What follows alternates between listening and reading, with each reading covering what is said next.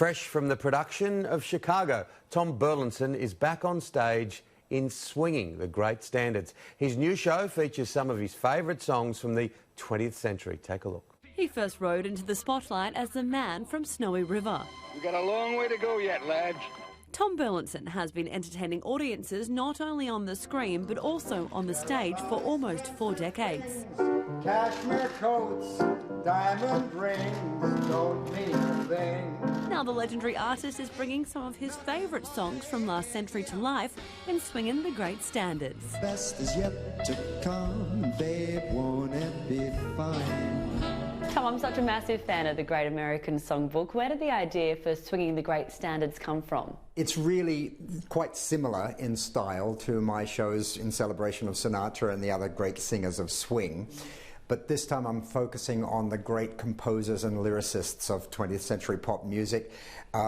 People like George Gershwin, Irving Berlin, Rodgers and Hart, Cole Porter, songs that were written from the 1920s onwards, but that have been performed and recorded by so many singers and artists and musicians over the years that they've become standards. An added attraction this time is that I still have the big band on stage with me, but now I have a string section as well. How do you select which songs you're going to sing? I've done a lot of research into the lives and the careers of each of these great, I call them the greatest of the greats. And of course, each of them were so prolific in their output that you have to really narrow it down to perhaps their most popular or one of your favourite songs of theirs. You spent a great part of this year as Billy Flynn in Chicago the musical. How was that experience for you? It was hard to leave Chicago. I really had a wonderful time playing Billy Flynn with that wonderful cast.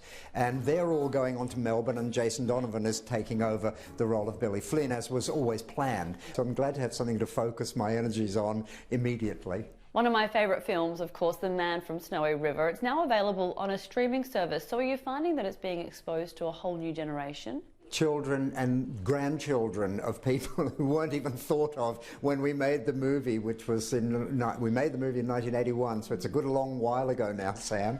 But, you know, it is so much loved by people all around Australia, and it's a wonderful thing for an actor to have in his resume, you know, a movie like that is still, after all this time, so much loved. But yes, as you say, kids are being put in front of it who are discovering it for themselves and loving it too, and I think there are some universal themes in there. I mean, the movie has great action, it's got great romance, it's got great beautiful landscape, beautifully shot, beautiful music, romance. So there's a lot there that people are still really enjoying. Swingin The Great Standards will play Melbourne and Perth in March and Adelaide in April.